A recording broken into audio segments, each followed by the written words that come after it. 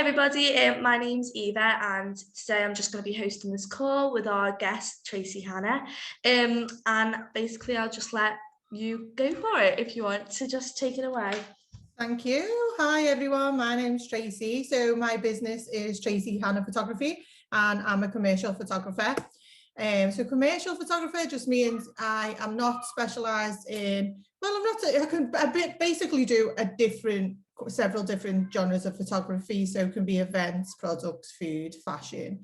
And basically I'm branding also as well. So throughout lockdown, in between lockdowns, I've been doing a lot of branding. I think everyone's been thinking, oh, my business needs a revamp. So I've been helping businesses refresh their looks, and it's just been amazing. I love what I do because it's very versatile and I don't just stick to one genre of photography. So we do portraits and things like that and family photos, but it's not something that I would usually advertise.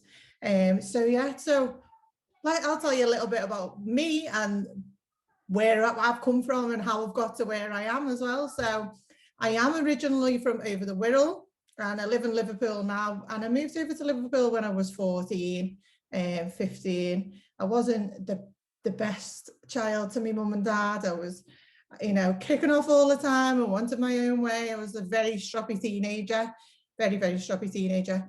And growing up, I did not so much struggled in school, but I really, really hated school. I hated being in the school settings, and I spent most of my school days not in school, where my parents thought I was in school, but I wasn't. And back in my days, because I'm a bit older, you could get away with that. Now with my kids, if they cough in a class, that I'm getting emails home. Whereas then, you could go missing for the day, and they would never find out that you weren't. So I was, not good. So I was a very, very problematic child, and I didn't have the attention span. And now when I think back, I probably thought maybe I had ADHD when I was a kid, because that's what kids are like now. My son's got ADHD. He couldn't sit and he couldn't concentrate on the work, and that was what I was like. And school setting just wasn't for me at all. I got to a point where my mum had said to me, if you find a job, you can leave school, because in them days you could leave school. So I remember that one day hunting around Liverpool City Centre looking for a job, and I managed to get a job for Saks. So Saks, I think they're still going, but they're more like London now. But I managed to get an apprenticeship with them, which was like right on the corner of Clayton Square, big, massive salon. And they took me in, and I managed to get that apprenticeship going. And I was salon based there. So I was really, really hands-on. And I was always like, I'll go back and do my exams. And I never did. I was too busy, stuck into hairdressing, loving every moment of it, and I just never went back and done them. And now I regret it, because as I've gone through different stages of my careers, obviously I have had to sit the maths and English and science to be able to get them jobs. So I do regret not doing it then, but I've still managed to get where I want to be now, but with a lot of hard graft to get there. So always, even if you don't like it, try and get your basic English, maths and science, because it helps when you get further down in line. Not everything in school does, but a lot of the things do. So my first job was a hairdresser in Saks. I then left there and I went over to another hairdresser's in Liverpool, where I ended up managing the salon. That was really good. So I had to learn how to do all the managerial skills and stuff. That was really good. I managed to, he put a lot of trust in me as a boss, to be honest, because I was hiring and firing people as well at the same time. So I picked up a lot of skills from that. I then ended up, having a salon was never my thing. I didn't really ever want to have my own salon. I think because you've got your overheads and you've got to pay staff, and there's so much behind having it. And it wasn't for me at that point. I ended up then seeing a job for Tony and Guy, and ended up going for that and got the job for Tony and Guy as well. So I was working in Tony and Guy for good couple of years. And then I just ended up getting fed up with Tony and Guy, because I was at a stage then where I was like, oh, do I really want to do this? I'd done it from a very young age, and then also done it after school as well. And I was living, breathing, eating hairdressing. And I think I just got totally fed up of it. And Tony and Guy, you have to spend a lot of time. They put you, they give you training to do. So amazing training. But I just got to a point in my life where I was thinking, I just don't enjoy this anymore. So I moved on from Tony and Guy. I've got quite a lot of qualifications because I've done quite a lot of things. I moved on from Tony and Guy then, and I'd not long had my son then, not long after that. So I was a single mum at the time as well. So trying to work and be a single mum was quite hard. So I got involved with a business called Herbalife. So I don't know if a lot of people have heard of Herbalife. So it's I was independent, like health coach, but I was selling their products. So we managed to get quite a big team. I was recruiting friends of mine. I'd lost a lot of weight when I was pregnant using them products as well. So I had really good before and after pictures as well.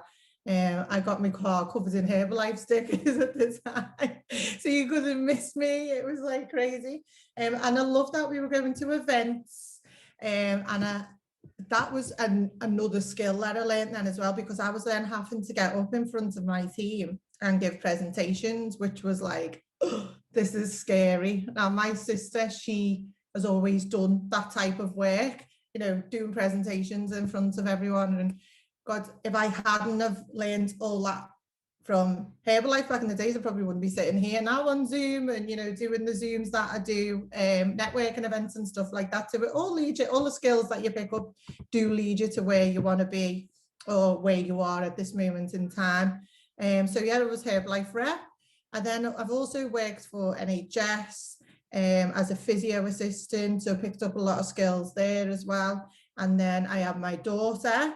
And then that just was hard work. It wasn't enough for me to spend time with my daughter. I was a single mum as well and go to work as well. So I ended up leaving that job. I ended up doing HD brow course again. So I was working for myself and I could work around my kids as well. And it fitted better being a single mum than working 40 hours and having to pay. And I know you get help with childcare and stuff, but didn't leave me with much. My family live on the Wirral, so it was, a babysitter just wasn't round the corner. It was a drive away. I've also worked in call centres as well, doing the salesy bits and call centre customer care bits. And I've always loved photography, always loved it, because I've always snapped at my own kids and things. And me and my sister had built up an online clothing business, because again, that was a self-employed thing to do. It was things I could work around being a single mum. So we were getting the stock. She put a lot of money into it because she was full-time and she had a good job and stuff. So she put a lot of money into the stock that we had. But then I put a lot of time into the social media side and looking after the websites and then shipping the products out and doing the stock takes and things like that, which I could do at home with a small baby. So it worked well, but it wasn't my passion. I didn't have it. There was, okay, it was doing social media stuff, but I wasn't passionate about what I was doing. So once we got the clothing up and running, we were thinking, okay, so we need to have a photographer, because we wanted to start doing photo shoots with influencers and stuff, to put the products out there. So I was like, should I do photography or shall I do makeup? Which one shall I do? Because I like makeup as well. And I can't put my own on, so it would have been nice to learn the skills to be able to do it properly. But I ended up doing photography. So I went to college to do photography, and it was just a little in Halewood. It's like a community centre, and they had the course on, so that's where I was doing the photography course. So I sat 3 years in college to photography. So it was, I think it was 3 days in or 4 days, 3 or 4 days in the centre. And that's where I got my level 1, 2 and 3 as well. On the course, you do everything of photography. So you do landscaping, which isn't really my thing, wildlife, which isn't really my thing. So when you go to do the courses for photography, there will be bits that you don't really like, but you do them anyway. But that's where I found my passion for photography, by doing each little section and learning the skills for each one. So you have to do loads of portfolios and things like that. I'd finished my level 3, but I'd already set up my business in level 2 because of the clothing business. So I'd already gone and bought my domain. I knew what my name was called. I'd done my website, and I was using the images that were from the shoots I was doing. Now, when I look back at them now, they were like white walls, brown flooring, and at the time I thought they were amazing. But no, they're nothing what like my photography is like now. But as I say, it was a starting point. And yeah, I loved it. I just found my passion in it. I found it quite challenging, some of it, but then I like a challenge. Me personally, I've got the person, and as you've probably already guessed, I've done quite a lot of things in life. So I like to have that versatility. I don't like to just do one thing because I get bored. So this is where my personality fits with my business. I don't just do baby photography or wedding photography. I do a mixture of everything. So I know that I'll never ever get bored of photography. Every shoot is different. Every day is different. And I do different genres. So it just fits so perfectly. And every shoot is, I'm learning something new as well. So I love that. And I can adapt to that. So once I'd finished college, I was then thinking, should I go to university? It's a challenge. I didn't need to go, but it's a challenge. Shall I go? I've already got my business up and running. I just wanted to, I like to expand. And I don't know whether this falls back to me leaving school early, and I didn't do it, that I was craving it at an older age to learn. And that's why I've maxed out college and decided to then go to university. So it was like I was trying to play catch up and learn the things that I didn't learn, although it's just what I wanted to learn and not what school was telling me. So I went to university, and I loved the first part of university. It was amazing. I learned what I needed to learn. But then I realised when I took the university course on, it said full time. But then when I've looked at the actual days, it was like 2.5 days. And I was thinking, I can do that around the business. I can do them 2.5 days. No, it's full on. University was full on. They were giving me quite a lot of work to come home with. And we had to then have everything back in. And I got stuck into it. And then there was a day when I thought, how can I work this? Because my business has now took a back step. I'm not putting the energy I need into my business because I'm in university. So although I hate to fail, and I thought I was failing by leaving, I'd spoken to a couple of people, and they were like, well, if it's not serving a purpose for your business right now, then maybe you need to step out. And I've done a lot of things. I'd learned a lot of things like darkroom and things like that, but not things that would benefit my business now. So although I've done it with gritted teeth, I stepped out of university halfway through, and I started putting the effort and the time into my business. Now, the things that I learned in university were the best things in the world. I learned how to tell a story with with images, do one-shot narratives. I learned all about colours and how colours come across in a picture. Yeah, they're things that I'm so glad I attended for. And I would have liked to go on and do because I've done a HNC, the HND, because that would have been the videography part, but my business just wouldn't have lasted. I wouldn't have been able to put the effort into my business. So the reason for me leaving was to put my passion where I truly wanted to be. University is very, very written as well. So it just didn't fit my personality, and I struggled a little bit with the written. That's why I like taking photographs, because it's not writing, it's a practical thing to do. So I found that quite challenging in university.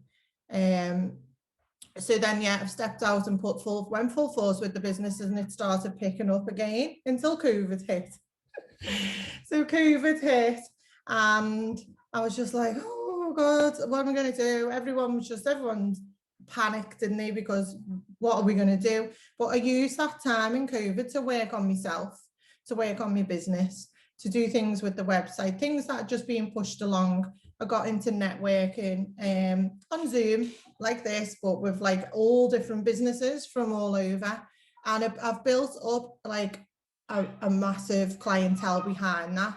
And just people are seeing your faces, people are getting to hear your business, and getting to know a bit about you, that even if they don't need the photography side of it and they hear someone else is looking for a photographer, I was getting recommended from other people because I was there all the time, showing up on these networking events, and I was just there, the first person that comes to mind if someone was, oh, we need a photographer. Oh, I know one, Tracey Hanna Photography, and we'll pass over the details.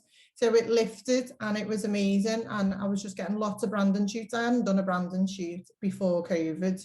So branding was a new thing. I've just learned to adapt around that. And I'd learned the telling stories in university. So it fitted well about putting a story across in an image for somebody's business. So it was like, it was perfect, absolutely perfect.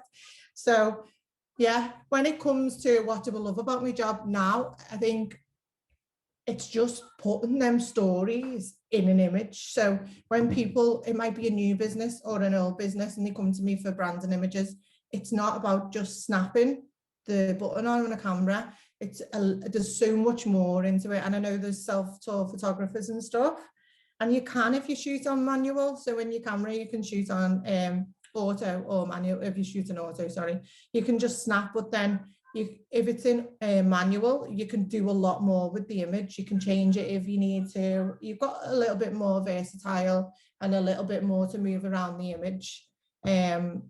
So I love it when a shoot comes together, and then I see my pictures on someone's website because they're advertising them pictures. I've also done a few editorial stuff. I've done one for and they were in magazines. There was one for a wedding magazine, so it helped a lady, she was advertising her business. There was a landscaping guy who had done for that. There was a piece on mummies with cancer, which was a charity that I'd done a shoot for as well.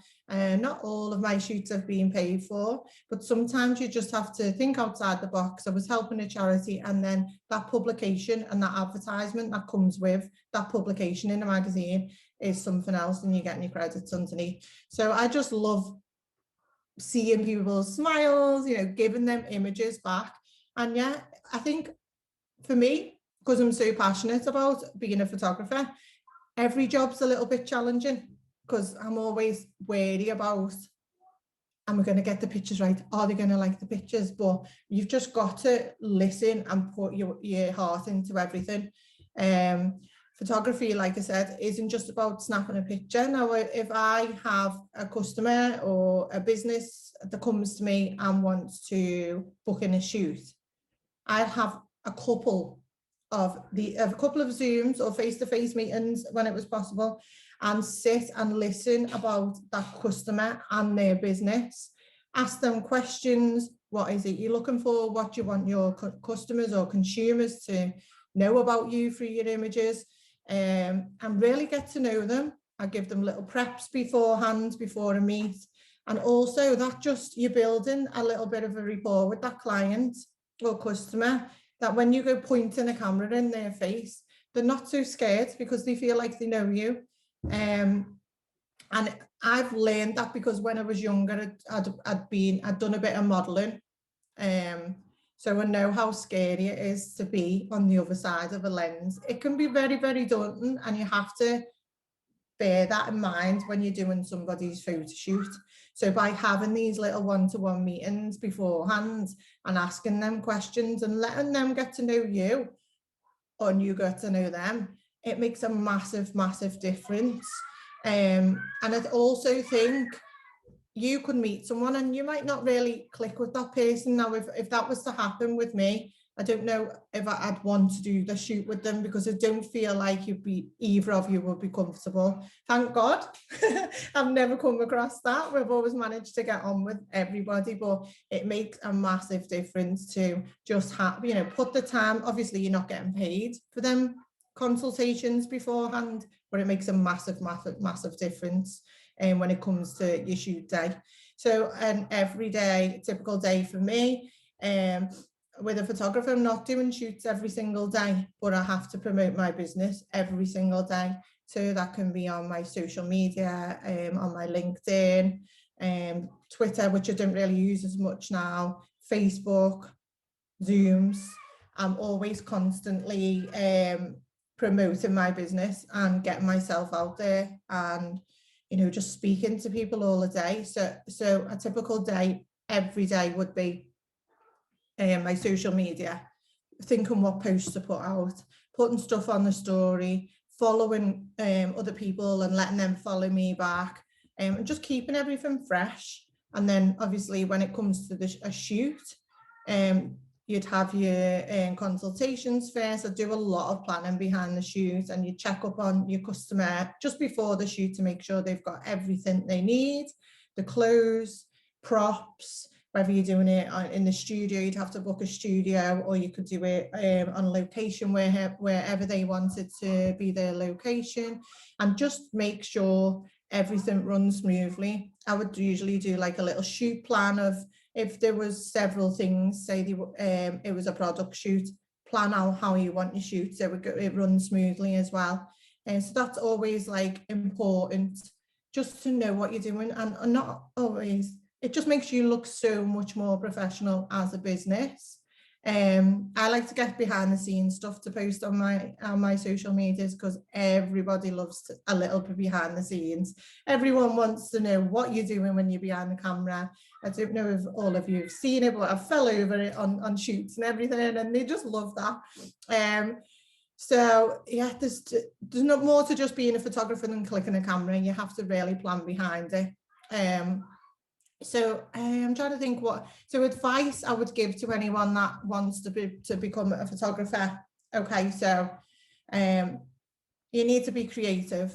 You need to be passionate. I think with any job, you've got to enjoy what you're doing. If you don't enjoy what you're doing, then that really comes across to your customer. Or, you know, I would just hate, and this is why I've moved out of past careers. If I'm not enjoying it, I'm not going to put myself through a job that I don't enjoy. Yeah, be creative, be chatty. You really need to be open with your customers. You really need to, you know, think outside the box. You know, you need to think on your feet sometimes also as well, because you might get to a shoot and a customer might just throw something at you. So you need to be prepared all the time. Be a bit organized. That's a major thing as well with any business, being organized. What else is there? Just be fun, just have fun, always have fun. Yeah, I'm just trying to think of anything else I can tell you. If you love taking photographs, then why not turn it into a business? For me, it's worked amazingly around my kids, being a single mum, because I choose when I want to work. I can work around the holidays. I can decide whether I want to work late at night or early in the morning. It's not a 9 to 5 job with photography, but I like that. I like to just be working the hours I choose, and I don't mind working over weekends. So always bear that in mind as well. You might have someone that books in and they want you to do a shoot from 6 in the evening till 11 at night if it's an event. So you've got to be prepared to put the hours in if you really want to make it. So yeah, get involved in photography. It's amazing. No, 100%. Honestly, everything you said there, like it's so true though, isn't it? Like if you don't enjoy your job, like you can't do the best. You can't do, like, if you physically like don't enjoy it, how are you expected to do like well and like do it well? Exactly. I do have a question though for you. Sorry So about that. was that one point during like your photography career that you like were kind of felt like giving up almost? And like if so, is there anything like you would kind of like how did you get out of that? I think not in college. I don't think I did. No, I was really enjoying college. I think when it comes to different genres, because I was thinking a real, like say landscaping or wildlife, I was really thinking, I have really no interest in this. But I remember like even going to a art gallery, and I was thinking, I clop around in heels and stuff, and I was thinking, I really want to go to an art gallery. Like, and you know what? Going into that art gallery the first time, I had like a little negative head on me, because I was thinking, I don't. Although I'm an arty person behind the camera, I'm not really into art. It's like itself. Yeah. So I was thinking, well, it's going to be boring. I've got to walk around this art gallery, and then we were given a challenge. And I actually found an image that really related to me. So it was an image where there was tellies everywhere, and it was about how now everyone's influenced by the TV and social media and things and stuff like that. And it really related to me. So in the end, I was really happy with me going there. But yeah, I think you've just got to push past that, because no matter what business you do, you're not going to be smiling every day. There's going to be days when you want to give up, and nothing comes easily. Like, you've got to get past that. I mean, if you're like that for a long time, then maybe it's not for you. And that's why I've stepped out of the business. But if it's like a couple of days or a couple of weeks where you're just like, I'm quite a positive person. I've worked a lot on myself. You've got to push past that and think outside the box and things. It's not always going to be like this. I'll get past this little feeling and everything will be fine. So that's how I work through it.